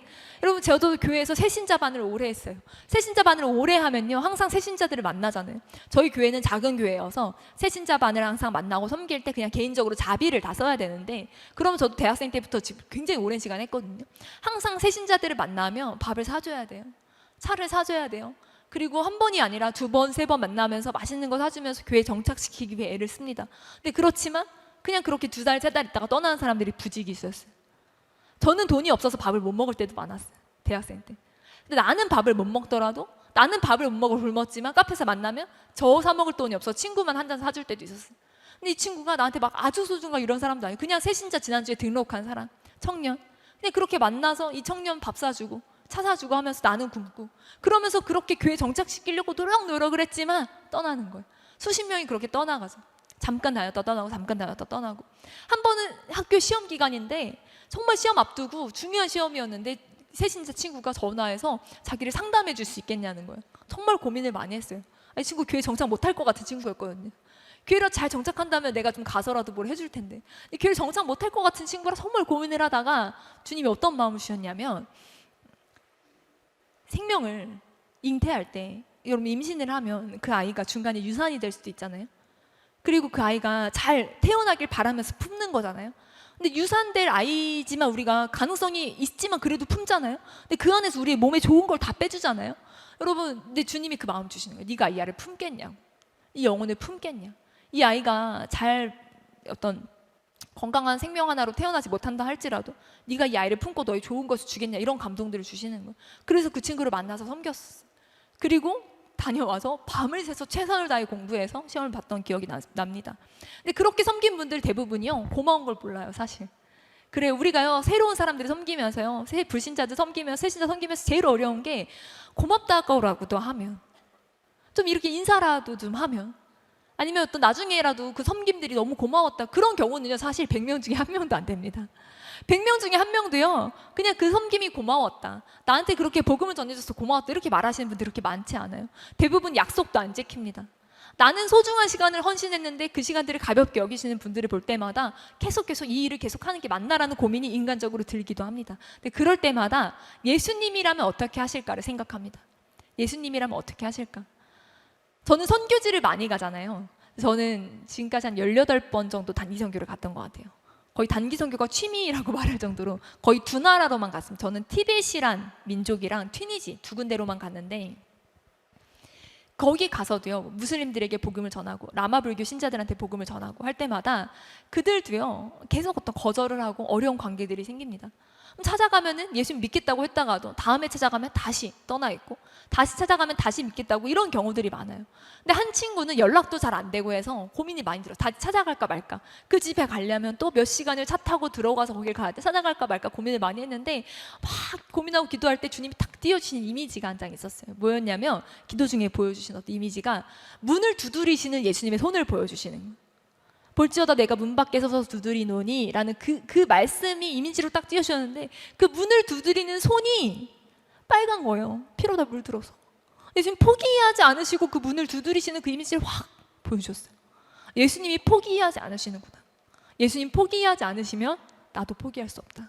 저는요, 복음 전할 때 그렇게, 주님 포기하셨습니까? 물어봅니다. 주님 이 영혼 포기하셨습니까? 주님이 난 한 번도 단 한 명도 포기한 적 없다. 그러면요, 다시 가는 거예요. 예수님 포기하지 않으셨기 때문에. 여러분, 제가 되게 좋아하는 간증이 있는데, 정철 어학원 아세요? 혹시 정철이라는 그분의 아들 정하경 대표님이라고 계세요. 저는 그분 간증이 굉장히 좀 기억에 남는데, 정철 그분이 되게 유명한 어학원을 전국적으로 영어학원을 하셨던 분인데, 도교를 믿으셨대요. 도교.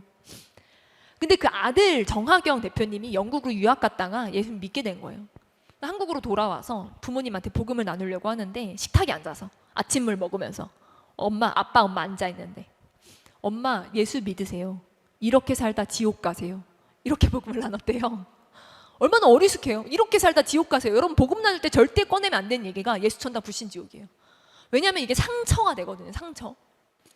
맞아요. 예수 천당 불신 지옥 맞습니다. 근데 나 불신 지옥인 사람이야. 너 불신 지옥 이러면요, 상처가 되기 때문에 그런 말들은 조금 조심해야 돼요. 예수 천당 불신 지옥보다는 조금 마음을 열 수 있는 부드러운 말들을 사용해주면 좋죠. 그러나 복음을 제시할 때 분명하게 얘기할 수 있지만, 처음부터 불신 지옥 하면요, 이분이요, 그러니까 복음을 안 전해봐서 어리숙하게 실수를 한 거예요. 엄마 그러다 지옥 가세요.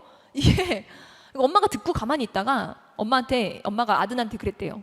아들아, 내가 너를 사랑하고 내 목숨과 바꿀 수 있을 정도로 내가 너를 사랑하지만 널 보고 누가 예수 믿겠니? 그러니까 서로 폭언을 주고 받은 거죠, 거의. 널 보고 누가 예수 믿겠니? 아들이 그 말을 딱 밥 먹다가 듣고 숟가락 딱 내려놓고 방에 들어갔대요.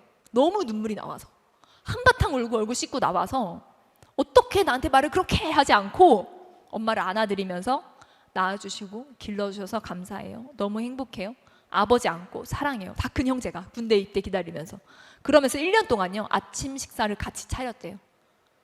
새벽 기도하고 집안 청소 다 해놓고, 날 보고 예수님 믿을 수 있도록 변화된 모습을 보고 예수님 믿을 수 있도록 그렇게 예수님을 전도했다는 거예요. 여러분, 우리 사도행전 16장 37절 38절도 우리 함께 읽도록 하겠습니다. 제가 37절, 여러분이 38절 읽어주시면 좋겠습니다.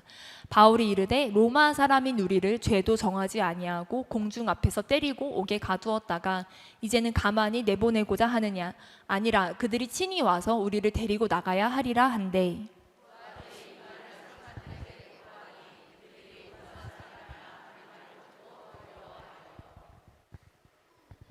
바울과 실라가 함께 있었어요.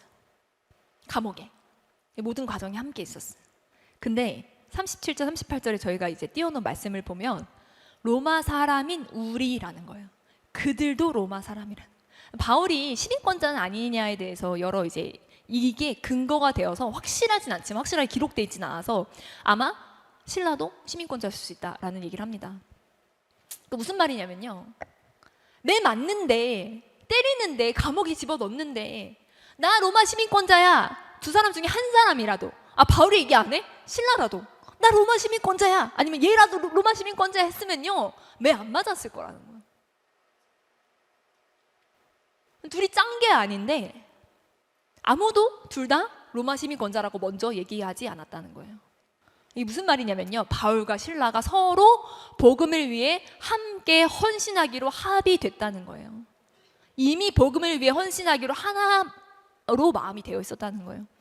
여러분, 우리가 교회가, 우리 성도님들이 서로 복음을 위해 기꺼이 헌신하기로 합의된 공동체가 되기를 축복합니다. 아멘. 한 사람이 아니에요. 한 사람이 복음을 위해 희생하는 것으로 되지 않습니다. 합의된 공동체. 우리가 복음 때문에 기꺼이 불편해져 보자. 우리가 예수님 때문에 기꺼이 손해보자. 너와 내가 합의된, 그것이 기본 전제가 된 교회가 되었으면 좋겠습니다. 아멘. 그것이 진정한 예수 그리스도의 공동체입니다. 그래서 저는요, 새 신자들 오면요, 기존 교회 친구들한테 얘기해요. 우리끼리는 몇 달 동안 얘기하지 말자. 왜냐하면 새 신자들이 교회에 적응 못하는 이유가 너무 그들끼리 너무 친하다는 거. 이미 우리끼리 매주 보니까, 몇 년 보니까 당연히 친해지죠. 매일 볼수록, 자주 볼수록 할 말은 많아져요. 자매님들 여기 만나면 막 한참 수다 떠시다가도, 전화로도 막 한참 수다 얘기하시다 막 이런저런 얘기하다가도 그래 이따가 만나서 더 자세히 얘기해 하고 끊으시잖아요. 만나면 더 할 얘기가 많잖아요. 어제 보고 오늘 보고 오늘 보고 내일 볼수록 할 말이 더 많아집니다. 그래서 걔한테 뭐라고 했는데, 어떻게 했는데, 뭐 먹었는데 하면서부터요. 근데 오랜만에 본 사이는 사실 되게 대면대면하고 별로 할 말도 많지 않은 경우도 많잖아요. 그러니까 내가 이 사람을 일부러 불편하게 하려고 한 게 아니야. 근데 우리가 친해. 우리가 친하면 그것만으로 새로운 사람은 불편함을 느낄 수 있다는 거예요. 그럼 어떡하라고, 우리끼리 친한데를 불편해지자는 거예요. 우리가 서로 아무리 친하지만 서로 하고 싶은 얘기 많아도 그거는 집에 가서 통화를 할 수 있어요. 따로 만날 수도 있고. 그러니까 우리가 새 신자가 있을 때는 우리끼리 좋은 얘기하지 말고 최대한 새 신자가 적응할 수 있게, 새로운 사람이 교회에 적응할 수 있게 우리끼리 얘기하지 말자라고요. 저희는 그렇게도 합니다. 그래서 우리는요, 간사님들이 모이고 캠프를 하고 뭐 할 때마다요, 간사님들한테 얘기해요. 서로 너무 친하게 인사하지 마세요. 우리끼리 너무 친한 게 새로운 사람들에겐 불편함이 될 수 있어요. 그렇게까지 해야 되는데 여러분, 우리가 예수님 때문에 어떤 핍박과 어떤 환난을 당하겠습니까? 이 종교의 자유의 시대에 살면서. 우리가 예수님 믿으라고 말해도요, 저 여름에 네팔 갔다 왔는데, 네팔은요 종교 금지법이 있어요. 복음을 전하면 실제로 감옥에 잡혀가는 일들이 있습니다. 근데 여러분, 우리나라가 그렇습니까? 복음을 자유롭게 나눌 수 있잖아요. 복음을 전하는 것으로 우리가 어떠한 해도 받지 않아요. 어떤 매질도 당하지 않습니다. 그렇기 때문에 예수님 때문에 십자가 진다는 거, 복음 전하다 십자가 진다는 거 막 순교하고 이런 게 아니라 일상에서의 크고 작은 불편함들을 감수하는 것이 우리가 져야 하는 십자가예요. 그래서 우리가 기쁨으로 이 영상교회 함께 우리 손해보기로 작정하자. 우리 공동체 함께 복음 때문에 손해보자. 작정한 공동체가 되기를 축복합니다. 우리 함께 기도하도록 하겠습니다. 우리 함께 기도할 때, 하나님, 우리 안에 복음 전도에 대한 잘못된 오해들, 잘못된 선입견들, 잘못된 생각들이 싹 씻겨 내려가기를 소망합니다. 내 안에 실패했다고 생각한 것들이 실패가 아니었음을 보게 하십시오. 내가 실패했고 내가 넘어졌다, 내가 못했다고 생각한 그 모든 순간 안에 주님이 나의 순종을 받으셨음을 믿게 하십시오. 우리가 순종으로 복음 전도 성공하게 하십시오. 주님이 감동을 주시는 순간들마다, 주님이 말씀하시는 순간들마다 우리가 그럼에도 불구하고 순종할 수 있는 자들이 되어서 하나님 당신이 맺으시는 수많은 복음의 열매에 우리가 기꺼이 동참하는 자가 되게 하십시오. 우리 함께 우리 통성으로 기도하면 좋겠습니다. 함께 기도하도록 하겠습니다.